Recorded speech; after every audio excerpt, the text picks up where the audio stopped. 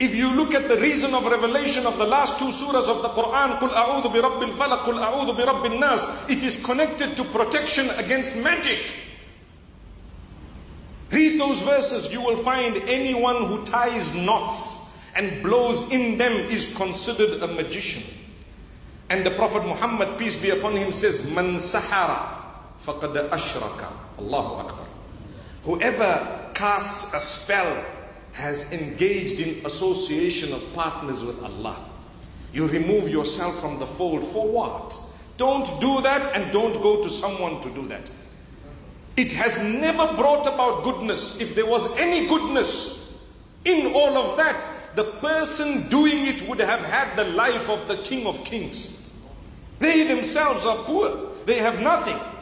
They don't even know what's coming or going in their own lives. They have health matters and problems just like you and I. But they are fooling us. And at times, yes, they do get involved in the dark side of things. We are believers. We are always with the nur of Allah.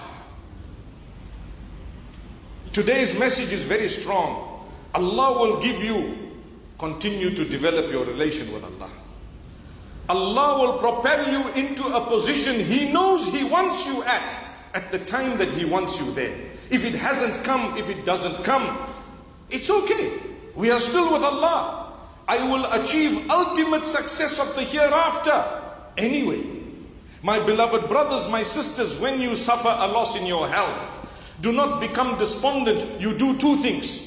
You seek medical help, and at the same time you call out to Allah and Allah alone. Oh Allah, guide the doctors. You might have a herbalist, no harm in going to someone who might offer you alternative medication in terms of homeopathy or maybe some herbs, etc. that are permissible. No harm. Together with that, what do? You call out to Allah. Oh Allah, guide the doctor to diagnose the sickness. Guide the doctor to give me the correct medication. Or in the case of, for example, a procedure that is going to take place. Oh Allah, guide the doctor so that this procedure can be successful. But who are you calling out to? To Allah. And Allah alone. That is success. That is success. But to turn, for example, to those who claim to call the spirits of the dead, and they might be doing some of that, whether they are or they are not. It's not from the life of a believer to go in that direction.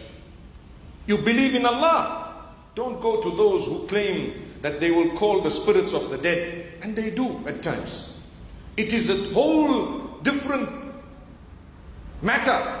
But at the same time, if you believe in Allah, He has addressed it in the Quran and He has addressed it in the Sunnah. You need to start off by reading the meanings of the last two surahs of the Quran. Min sharril waswas al-khannas alladhi yuwaswis fi sudurin nas min al-jinnati wan nas. It sounds so beautiful. Have you ever considered the meaning of these surahs? Have you gone into the reasons of revelation of these surahs?